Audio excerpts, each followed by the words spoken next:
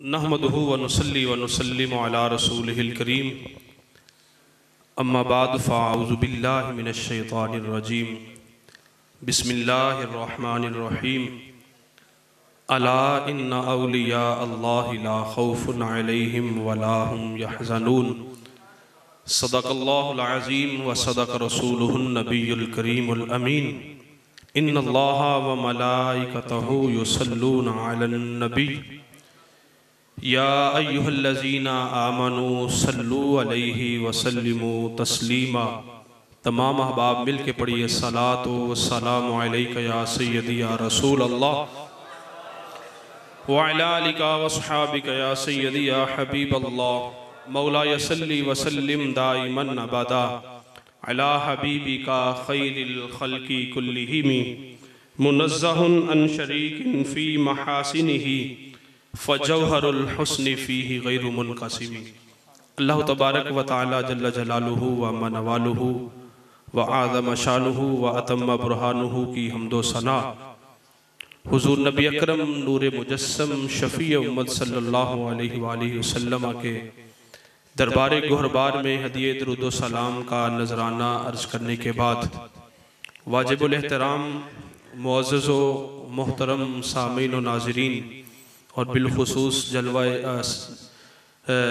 ज़ेर सदारत साहबज़ादा महमूद अहमद रिज़वी साहिब और हज़रत अल्लामा मौलाना मुफ्ती मोहम्मद बहराम शाहिद कादरी साहिब आप लाहौर से तशरीफ़ लाए और मोहम्मद अमानत साहब इनके तमाम बरादरान जिन्होंने मिल के आज का ये अहतमाम किया। अस्सलामु अलैकुम व रहमतुल्लाहि व बरकातुहू। सबसे पहले तो मैं बानियाने महफिल की तरफ से आप तमाम अहबाब का शुक्रगुजार हूँ कि आप हमारी दावत पे तशरीफ़ लाए। बिलखुसूस शाह साहिब और किबला मुफ्ती साहब अपने कीमती लम्हात में से अपने चंद लम्हात हमें अता फरमाए। चंद लम्हात नहीं, बहुत बड़ा वक़्त है जिन्होंने हमें अता किया। अल्लाह रब्बुल इज़्ज़त की बारगाह में दुआ है कि मालिक इनके इल्म व अमल के अंदर मज़ीद बरकतें अता फरमाए और लाहौर से तशरीफ़ लाए। अल्लाह रब्बुल इज़्ज़त इनके सफ़र के अंदर बरकतें अता फरमाए। नारे तकबीर, नारे रिसालत, नारे रिसालत, नारे तहकीक, उलमाए अहले सुन्नत। तो अजीज़ा ने गिरामी कदर,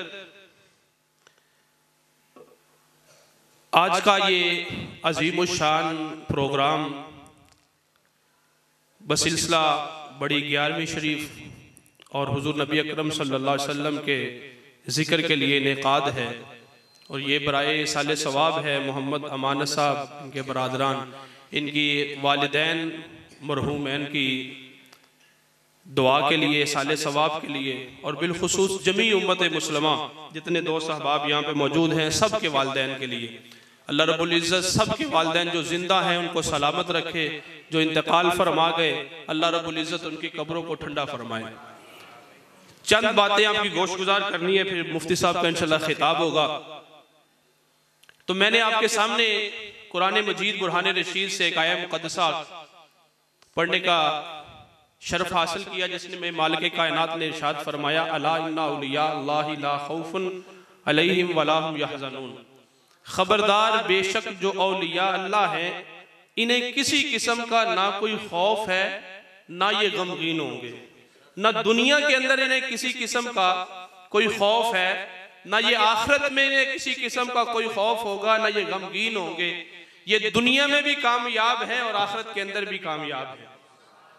अब ये औलिया अल्लाह जो है खुसूसन हुजूर गौस आज़म रज़ी अल्लाह ताला अन्हु जिनकी 11वीं का बड़ी 11वीं शरीफ का इनेकाद करके बैठे हैं, अल्लाह रब्बुल इज़्ज़त उनके फयूज़ बरक़ात हम सबको अता फरमाए, उनका इल्मी और रूहानी फैज़ान हमें अता फरमाए।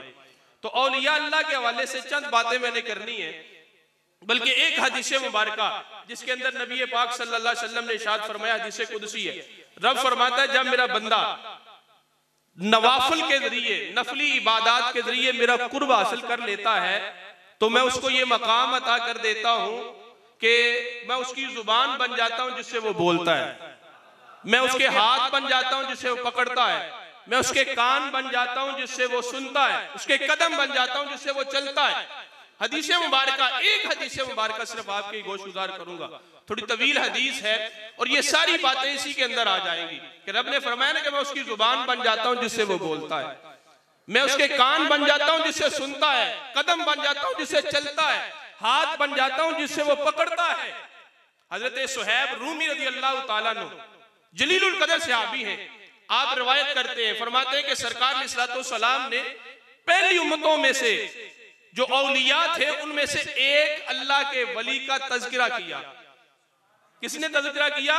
हम सब के आका व मौला मदनी ताजदार मोहम्मद मुस्तफ़ा सल्लल्लाहु अलैहि वसल्लम, आपने तज़किरा किया। तो पता चला कि कुरान की आयत पढ़ी जिसमें रब ने तज़किरा फरमाया औलिया का, हदीस है मुस्तफ़ा बयान फरमा रहे हैं, तज़किरा किया मुस्तफ़ा ने औलिया का, रिवायत कर रहे हैं सहाबी, तज़किरा किया औलिया का। तो आगे सलफ सालिहीन ने, मुहद्दिसीन ने, आज तक हम तक ये हदीस पहुंची तो हर दौर में इस हदीस को बयान किया गया। तो पता चला कि औलिया का तज़किरा करना ये रब की भी सुन्नत है, ये मुस्तफ़ा की भी सुन्नत है, सहाबा की भी सुन्नत है और तमाम आइमा मुहद्दिसीन और मुफस्सिरीन की भी ये सुन्नत है, औलिया का तज़किरा करना। अल्लाहु अकबर या रसूल अल्लाह।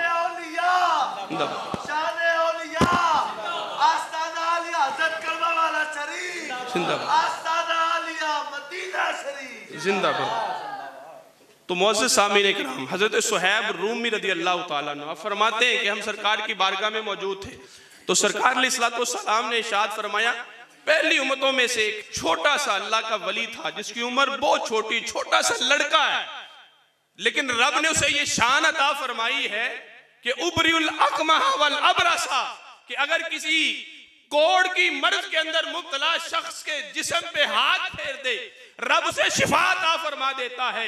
अगर किसी अंधे की मादरजात अंधे की आंखों पे हाथ रख दे रब आंखें अता फरमा देता है।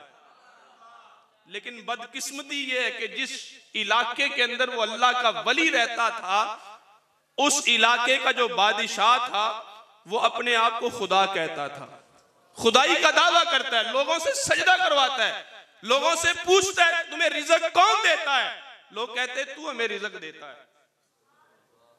अब आगे चलिए, इसी बादशाह के वुज़रा में से एक वजीर की आंखों की बीनाई चली गई, नबीना हो गया, बादशाह का बड़ा करीबी था, पूरे मुल्क के तबीबों हकीमों से इलाज करवाया लेकिन आंखें ठीक ना हुई, सबने लाइलाज करार दे दिया कि अब इसका इलाज नहीं हो सकता, इसकी जो आंखों की रोशनी है उसका कनेक्शन कट चुका है, अब आंखें ठीक नहीं हो सकती, ये इसी तरह रहेगा, इसी तरह जिंदगी गुजारेगा।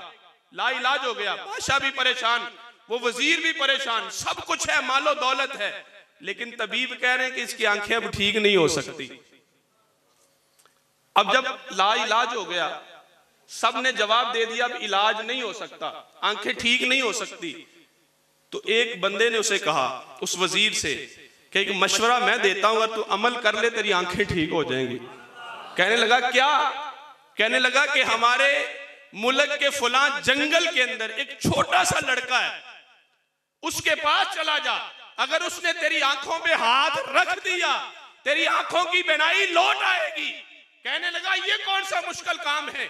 उसने फौरन अपने सिपाहियों को बुलाया, अपने गार्ड्स को बुलाया, कहा कि इतना सोना ले लो, इतनी चांदी ले लो, हीरे जवाहरात ले लो, इतनी सवारियां ले लो, हमने फलां जंगल के अंदर जाना है। जब वजीर था उसने कहा सब कुछ हाजिर हो गया, वो एक घोड़े पे सवार हुआ, सफर शुरू हो गया। उस जंगल के अंदर पहुंचा तो क्या देखता है, वाकई एक छोटा सा लड़का है, नौजवान लड़का है और लोग उसके इर्दा गिर्द बैठे। ये वजीर उसके पास गया, वो सारा मालो दौलत जाके उसके आगे रखा, अल्लाह के वली के सामने रखा, कहने लगा ये सारी दौलत ले ले, मेरी आंखों पे हाथ रख के मेरी आंखें ठीक कर दे। वो अल्लाह का वली था, दुनिया की तलब न थी, उसे ठोकर लगाई, कहा कि मुझे इन चीजों की जरूरत नहीं, ये ले जाओ, और उसकी आंखों पे हाथ रखा, उसकी आंखें ठीक हो गई। वो देखने लगा, सब कुछ देखने लगा, बड़ी मिन्नत समाजत की कि ये माल ले लो, अल्लाह का वली था, कहने लगा मुझे माल की तलब नहीं, ये माल सारा वापस ले जाओ, तुम्हें आंखें चाहिए थी, मिल गई। अब वो वजीर चला और वापस बादशाह के दरबार में आ गया। जब बादशाह के दरबार में आया तो बादशाह ने देखा कि पूछा, वजीर तमाम तबीबों ने, हकीमों ने तुझे ला इलाज करार दे दिया कि तेरा इलाज नहीं हो सकता, फिर ये आंखें कहां से ले गया गया, ये तेरी आंखें कैसे ठीक हो गई? कहने लगा कि बादशाह फुला जंगल के अंदर एक नौजवान लड़का है, उसके पास गया था, उसने आंखों पे सिर्फ हाथ रखा है, आंखें ठीक हो गई। वो कहते हैं कि कानी को कान फुड़क जाती है। वो बादशाह जो खुद को खुदा कहता था, सजदे कराता था, कहने लगा कि अगर वो लड़के की शान यही है, मैं तो झूठा हूं। वो लड़के की शान अगर ये है तो लोग उसकी पैरवी करने लग जाएंगे, उसके पीछे लग जाएंगे, उससे मोहब्बत करने लग जाएंगे, मुझे छोड़ देंगे। जाओ जाके उस लड़के को लेके आओ। लड़के को लाया गया। अब वो जंगल में रहता था अल्लाह का वली, अब वो आ रहा है खरामे खरामे, सीना चौड़ा है, मोहब्बत के अंदर झूमते हुए। रब फरमाता अला इन्ना औलिया अल्लाह ला खौफुन अलैहिम, उन्हें किसी किस्म का खौफ नहीं, वो बेखौफ व खतर होके बादशाह के दरबार में आया। बादशाह ने पूछा लगा कि क्या तेरा मेरे सिवा तेरा कोई खुदा है, मेरे सिवा तेरा कोई रब है? तो वो लड़का नौजवान, वो अल्लाह का वली जिसे किसी का खौफ नहीं, खौफ है तो सिर्फ रब का, कहने लगा अल्लाह रब्बी व रब्बुक अल्लाह, मेरा और तेरा रब अल्लाह है। उसने पूछा तेरा रब? कहने लगा मेरा नहीं, मेरा और तेरा रब अल्लाह है। जब बादशाह ने ये सुना कि ये मेरी महफिल में आके लोग तो बोलते भी नहीं, लोगों की आवाजें बंद हो जाती हैं, सजदे में गिर जाते हैं, ये तो बोल रहा है। अपने वुज़रा को जमा किया, कहने लगा इसका क्या किया जाए, किसी ना किसी तरह इसको रास्ते से हटाया जाए। सरकार फरमाते उसने अपने वुज़रा को जब जमा किया, वुज़रा से मशवरा किया, तो वुज़रा कहने लगे हम ऐसे करते हैं, इसे पहाड़ की चोटी पे ले जाते हैं और पहाड़ की चोटी पे जाके इसको नीचे गिराएंगे, नीचे गिरेगा मर जाएगा, हमारा रास्ता साफ हो जाएगा। जाहिर है वो जैसा बादशाह था वैसे ही उसके वुज़रा थे, उनको तो माल चाहिए था, वो सजदा करते माल मिलता है। वुज़रा ने कहा कि चोटी पे लेके जाके, पहाड़ की चोटी पे नीचे गिराएंगे, मर जाएगा, हमारा रास्ता साफ हो जाएगा। जब ये कहा उसने कहा कि मशवरा बहुत अच्छा है। चंद सिपाहियों को कहा कि इसका हाथ पकड़ो, पहाड़ की चोटी पे ले जाओ। सिपाहियों ने पकड़ा, पहाड़ी की चोटी पे ले गए। जब पहाड़ के ऊपर गए, जाके ऊपर गिराने लगे नीचे। वो अल्लाह का वली था, वो डरा नहीं, रब की बारगाह में दुआ करने लगा, अल्लाहुम्मा कफिनीहिम बिमा शिता, ए मौला अगर तेरी मशीयत यही है मैं राजी हूं, वरना इनके मुकाबले में काफी हो जा। अब दुआ की, जो जुबान से कलिमा निकला वो रब की बारगाह में कबूल हुआ। पहाड़ के अंदर जल्जला आ गया, पहाड़ जो है वो हिलने लगा, वो जितने सिपाही थे वो सारे पहाड़ से नीचे गिरे, सारे मर गए, वो अल्लाह का वली सलामत बच गया। जब अल्लाह का वली बचा, पहले बादशाह ने अपने सिपाही भेज के उस अल्लाह के वली को बुलाया था। अब ये वली इसने सीना चौड़ा किया, मोहब्बत के अंदर झूमते हुए शहर की तरफ चल पड़ा।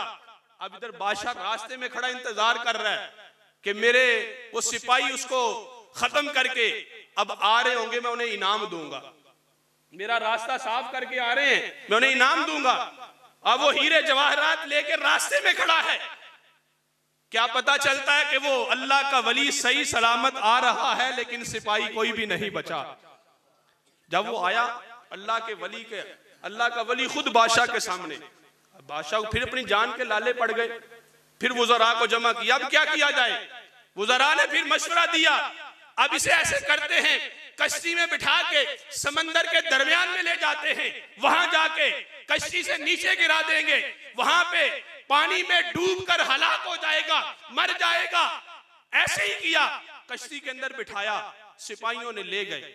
अब कश्ती जब समंदर के दरमियान में जहां पे गहरा पानी था वहां पे पहुंची तो वो उसे गिराने लगे। तो जो उसने दुआ पहाड़ पे की थी वहीं पे वही की, फिर वही दुआ की कि मौला अगर तेरी मशीयत यही है, मुझे हलाक कर दे, मुझे मार दे, पानी के अंदर डुबो दे, मैं राजी हूं, वरना इनके मुकाबले में काफी हो जा। अब ये कहा, ये दुआ की, वो पहाड़, वो समंदर के अंदर तुग़यानी आ गई, तूफान आया, कश्ती हिलने लगी। जब कश्ती जो है वो हिचोले खाने लगी, जो जितने सिपाही थे वो इर्दा गिर्द थे, वो अल्लाह का वली दरमियान में था, वो सारे के सारे सिपाही गिर गए, वो अल्लाह का वली फिर बच गया। अल्लाह का वली था, फिर कश्ती किनारे लगाई, अब शहर की तरफ चल पड़ा। अब बादशाह पहले की तरह फिर इंतजार कर रहा कि मेरे सिपाही आ रहे हैं, अब मैं उन्हें इनाम दूंगा। लेकिन क्या देखता है कि वो सिपाही तो एक भी नजर नहीं आता, अल्लाह का वली सही सलामत आ रहा है। जब अल्लाह का वली सामने आया ना, जब सामने आया तो अल्लाह के वली ने कहा, अब खुद अल्लाह के वली ने कहा, तू जितने मर्जी हीले बहाने कर ले, जो कुछ मर्जी कर ले, तू मुझे रास्ते से नहीं हटा सकता। हाँ, एक काम मैं तुझे बताता हूं, अगर वो तू कर लेगा फिर मेरी शहादत हो सकती है। उसने क्या कहा? क्या क्या काम है?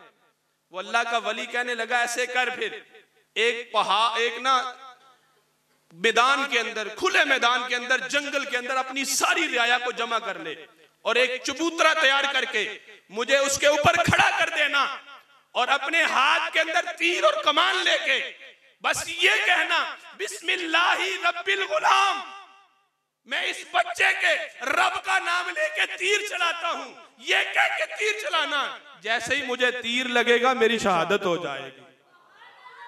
बादशाह ने कहा, ये तो काम अक्ल का अंधा था, कहा कि ये काम तो बड़ा आसान है, ये तो काम मैं फौरन करता हूं। ऐलान करवा दिया कि फलां जंगल में सारे जमा हो जाएं। एक चबूतरे के ऊपर उस अल्लाह के वली को खड़ा किया गया, वो अल्लाह का वली खड़ा है। उस बादशाह जो पहले रब का इनकार करता था, अपने आप को खुदा कहता था, अब तीर कमान उसके हाथ में है, उसने वो तीर चलाते हुए बस ये कहा, बिस्मिल्लाहि रब्बिल गुलाम, इस बच्चे के रब का नाम लेके मैं तीर चलाता हूं, बस ये कहा, तीर चला, जाके उसकी कनपटी पे लगा। वो अल्लाह का वली फौरन शहीद हो गया। जब लोगों ने, रियाया ने, मजमे ने ये सारा देखा कि कैसा माजरा है कि बादशाह ने कितने हिले बहाने किए लेकिन इसे रास्ते से नहीं हटा सका, अब उसी बच्चे के रब का नाम लिया है, उसी लड़के के रब का नाम लिया है तो उसकी शहादत हुई है। जब ये देखा तो वो सारा का सारा मजमा जो बादशाह को पहले सजदा करता था, बादशाह के हुक्म पे आया हुआ था, वो सारे के सारे उस नबी का कलमा पढ़ के मुसलमान हो गए। बज़ाहिर वो अल्लाह का वली वो दुनिया से जा रहा था, लेकिन जाते हुए भी वो पूरी रियाया को कलमा पढ़ा के जा रहा था। इस तरह अल्लाह के वली की शहादत हो गई। ये वाकया सरकार अलैहिस्सलाम ने बयान किया अल बिदाया वन निहाया के अंदर। हजरत सुहैब रूमी रदी अल्लाह तआला अन्हु के हवाले से ये पूरी हदीस बयान है। अल बिदाया वन निहाया के अंदर आगे लिखा है कि सरकार अलैहिस्सलाम का ज़ाहिरी जमाना गुजर गया, हजरत अबू बकर सिद्दीक का जमाना गुजरा, हत्ता कि हजरत उमर फारूक का जमाना आ गया। हजरत उमर फारूक का जब जमाना आया तो एक इलाके के अंदर तूफान आया। जब तूफान आया, सैलाब आया, तो एक जगह पे कुछ कब्रें खुली। जब कब्रें खुली तो एक मैयत को देखा गया कि वही नौजवान कि जिसका तज़किरा सरकार अलैहिस्सलाम ने कई साल पहले किया था, आज हज़रत उमर फारूक रज़ी अल्लाह ताला अन्हु के दौर में उसकी कब्र खुली तो देखा कि उसका जिस्म भी सलामत है और कनपटी पे जहां पे वो तीर लगा था, वो तीर वाली जगह से खून बह रहा है ताजा, जैसे अभी इसको गोली लगी हो, तीर लगा हो, उसी तरह जिस्म भी सलामत है, वो उसका खून भी उसी तरह जारी है। तो पता चला कि अल्लाह के वली जो हैं वो बज़ाहिर तो दुनिया से चले जाते हैं लेकिन उनका फैजान बढ़ जाता है, उनका जिस्म सलामत रहता है। ये औलिया तो रब के प्यारे महबूब ने फरमाया कि हदीस से कुदसी है कि जब मेरा बंदा मेरा कुर्ब हासिल कर लेता है तो मैं उसके हाथ बन जाता हूं जिससे पकड़ता है, मैं उसकी जुबान बन जाता हूं जिससे वो बोलता है। वो उसने रब की बारगाह में दुआ की, रब ने फौरन कबूल कर ली। ये मकाम अल्लाह रब्बुल इज्जत अपने वलियों को अता फरमाता है। अल्लाह रब्बुल इज्जत की पाक बारगाह में दुआ है कि मालिक हमें सही मानों के अंदर औलिया अल्लाह से और बिलखुसूस हज़रत सैयदना गौसुल आज़म शेख अब्दुल कादिर जिलानी रज़ी अल्लाह ताला अन्हु से मोहब्बत की तौफ़ीक़ अता फ़रमाए। व आखिरु दावाना अल्हम्दुलिल्लाहि रब्बिल आलमीन।